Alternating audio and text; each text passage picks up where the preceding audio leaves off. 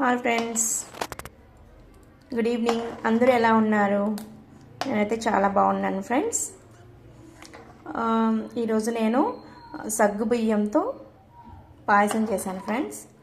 దీంట్లో నేను చక్కగా సగ్గు బియ్యాన్ని ఒక 6 hours నానబెట్టుకున్నాను. ఎందుకంటే నేను పెద్ద సగ్గు బియ్యం తీసుకున్నాను.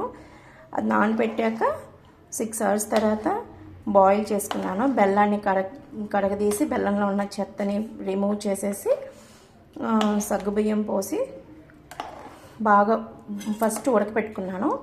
ఆ తర్వాత పాలు కలిపాను ఫ్రెండ్స్. కొంచెం సాల్ట్ వేసుకొని రుచికి సరిపోయినంత స్వీట్ చూసుకొని బాగా ఉడికినాక దగ్గర అయ్యాక నేను ఇలైచీ పౌడర్ అండ్ ఘీలో వేపుకున్న నెయ్యిలో వేపుకున్న జీడిపప్పు కిస్మిస్ వేసుకొని రెడీ చేసుకున్నాను ఫ్రెండ్స్. అంతే. Thank you friends. చాలా బాగుంటుంది ఫ్రెండ్స్. ఇది ఓపిక్గా ఇది చూసినందుకు. నెక్స్ట్ ఇది ట్రై చేయండి. చాలా సింపుల్గా అయిపోతుంది ఫ్రెండ్స్.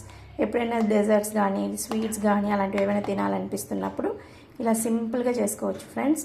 దీనికి ఎక్కువ టైం పట్టదు అండ్ వెరీ సాఫ్టీగా టేస్టీగా ఉంటుంది. తినని పిల్లలు కూడా ఇలాంటి పాయసాన్ని ఇష్టంగా తింటారు. నెక్స్ట్ సగ్గుబియ్యం తినడం వల్ల ఏంటంటే బెనిఫిట్, పొట్టని చలవ చేస్తుంది ఫ్రెండ్స్. కూల్గా ఉంచుతుంది. ఏదైనా వేడి చేసిన అలాంటి టైంలో ఈ సగ్గుబియ్యం పాయసం తాగడం వల్ల బాగుంటుంది friends. Thank you. Bye. Next వీడియోలో మళ్ళీ కలుద్దాం.